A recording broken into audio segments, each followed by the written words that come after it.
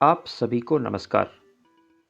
आप लोगों को शायद पता होगा कि 1947 में इंडिपेंडेंस के समय पाकिस्तान ने लक्षद्वीप आइलैंड्स को लेना चाहता था क्योंकि वहाँ पर ज़्यादा मुसलमान थे। लेकिन वहाँ के लोगों ने इसका विरोध किया और सरदार वल्लभ भाई पटेल ने ब्रिटेन के ऊपर डिप्लोमेटिक प्रेशर डालकर इस आइलैंड्स को भारत में शामिल किया। लेकिन आज हम देखेंगे कि कैसे वही लक्षद्वीप आइलैंड अभी कुछ साल के भीतर धीरे धीरे समुद्र के पानी में डूबने जा रहा है। तो ग्लोबल वार्मिंग और जलवायु परिवर्तन जैसे खतरों ने पूरी दुनिया में बहुत सारे प्रॉब्लम्स पैदा किए हैं। इनमें एक सबसे बड़ा खतरा समुद्र के जल स्तर में बढ़ोतरी का है। इससे समुद्र तटों के किनारे बसे इलाकों पर अस्तित्व का संकट मंडराने लगा है। भारत के समुद्र तटीय इलाके और आइलैंड्स भी इस समस्या से अछूते नहीं है। हाल में हुए एक अध्ययन में इस खतरे को बहुत करीब से महसूस किया गया है। तो department of science and technology के अंडर आईआईटी खड़गपुर के कुछ वैज्ञानिकों के द्वारा किया गया एक स्टडी के अनुसार लक्षद्वीप के पास समुद्र के जल स्तर सालाना 0.4 मिलीमीटर से लेकर 0.9 मिलीमीटर तक बढ़ रही है। इसके कारण यहाँ के बहुत सारे आइलैंड्स में कोस्टल इरोशन हो रहा है और आगे इनमें से कुछ आइलैंड्स समुद्र में डूबने वाले हैं। तो लक्षद्वीप है एक आर्कीपेलगो। आर्कीपेलगो का मतलब जहां बहुत सारे आइलैंड्स समुद्र के एक एरिया में दिखते हैं। तो लक्षद्वीप में 36 आइलैंड्स है जो कि कोरल रीफ से बना है। लक्षद्वीप का कुल एरिया 32 स्क्वायर किलोमीटर है। ये सब आइलैंड्स समुद्र से बहुत कम ऊंचाई पर है। यहाँ की मैक्सिमम एलिवेशन मीन सी लेवल से केवल 4 से 6 मीटर का है और मिनिमम एलिवेशन 1 मीटर से भी कम है।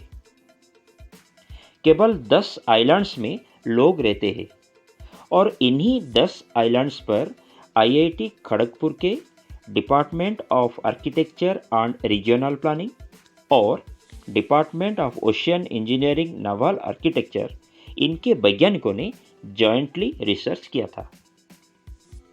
इस स्टडी के अनुसार कुछ आइलैंड्स दूसरे आइलैंड से अधिक प्रभावित होने का आशंका है, लेकिन सभी आइलैंड्स समुद्री जल स्तर बढ़ने से कुछ हद तक प्रभावित होगी। तो आपको बता दें कि 36 द्वीपों वाला लक्षद्वीप न केवल अपने प्राकृतिक सौंदर्य के लिए बल्कि सामुद्रिक जैव विविधता यानी बायोडाइवर्सिटी के दृष्टिकोण से भी अत्यंत महत्वपूर्ण है। तो ये जो रिसर्च पेपर है ये पब्लिश हुआ है regional studies in marine science इस जर्नल में। आईआईटी खड़गपुर के department of ocean engineering and novel architecture के प्रसाद के भास्करन ने ये कहा है कि लक्षद्वीप के आइलैंड्स आज समुद्री पानी बढ़ने का नतीजा झेल रहे हैं। दुनिया के बहुत देशों में आज कोस्टल प्रोटेक्शन के कदम उठाया जा रहा है। हालांकि भारत ने भी कुछ कदम उठाया है, लेकिन ये सफिशिएंट नहीं है। ये अनुमान लगाया जा रहा है कि 2030 तक ये सारे आइलैंड्स के लोगों को मेजर कोस्टल इरोशन के कारण बहुत ज़्यादा प्रभावित होने का खतरा है। तो उनके अनुसार कोस्टल प्रोटेक्शन के लिए अभी सरकार के द्वारा 2 तरह का कदम उठाया जा सकता है। एक है सॉफ्ट मेजर्स, जिसके माध्यम से मैनग्रोव्स को बनाया जा सकता है जो कि ज़्यादा इफेक्टिव भी है, और दूसरा है हार्ड इंजीनियरिंग सॉल्यूशंस, जिससे समुद्र के किनारे दीवार बनाया जा सकता है जो कि काफ़ी एक्सपेंसिव है। अध्ययन के अनुसार समुद्र के स्तर में बढ़ोतरी से लक्षद्वीप के चेलट और अमिनी जैसे छोटे द्वीपों को बहुत नुकसान होगा। समुद्र का बढ़ता जल इन द्वीपों की जमीन के एक बड़े हिस्से को निगल सकता है। इन अनुमानों के आधार पर अमिनी में 60 से 70% के बीच तटरेखा और चेलट में 70 से 80% तटरेखा पर समुद्र का पानी हावी हो सकता है। मिनिकॉय जैसे बड़े द्वीप और राजधानी काबारत्ती इस बढ़ते पानी के कोप से प्रभावित हो सकते हैं। यहाँ वर्तमान तटरेखा के 60% हिस्से समुद्री जल की चपेट में आने की आशंका है। तो जो आंद्रोथ आइलैंड है, ये आइलैंड समुद्र जल में बढ़ोतरी से सबसे कम प्रभावित होने की संभावना है। अध्ययन के अनुसार ऐसे घटनाक्रम के व्यापक सामाजिक आर्थिक प्रभाव भी पड़ेंगे।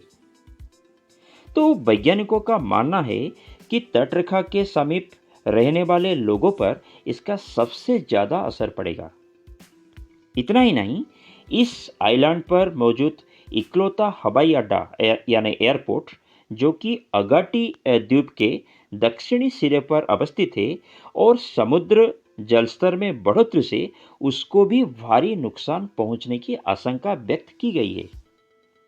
वैज्ञानिकों ने खतरे को कम करने के लिए उचित संरक्षात्मक उपायों और समयबद्ध योजनाएं बनाने की प्रस्ताव दिया है। यह शोध भविष्य में किए जाने वाले अध्ययनों में भी उपयोगी सिद्ध हो सकता है। अभी लक्षद्वीप के लोग राजनीति का शिकार होकर अपने रिलीजन के नाम पर केंद्र सरकार के गुंडा एक्ट के खिलाफ विरोध प्रदर्शन कर रहे थे। लेकिन जमीन बचेगा तभी तो आप बचोगे और तभी जाकर राजनीति करोगे। तो पहले ये सोचना होगा कि समुद्र पानी से कैसे जमीन को बचाया जाए, फिर बाद में राजनीति करो। इसीलिए अब लक्षद्वीप के लोगों को केंद्र सरकार से समुद्र से बचने के लिए ठोस कदम उठाने की आग्रह करना चाहिए और भारत सरकार भी सही ढंग से एक्शन लेना चाहिए। नहीं तो अरब सागर में भारत अपना एक इंपॉर्टेंट स्ट्रेटेजिक लोकेशन को खो सकता है। वीडियो अच्छा लगा तो चैनल को सब्सक्राइब करके अपने फ्रेंड्स को शेयर भी कीजिए। वीडियो देखने के लिए आप सभी को धन्यवाद। नमस्कार।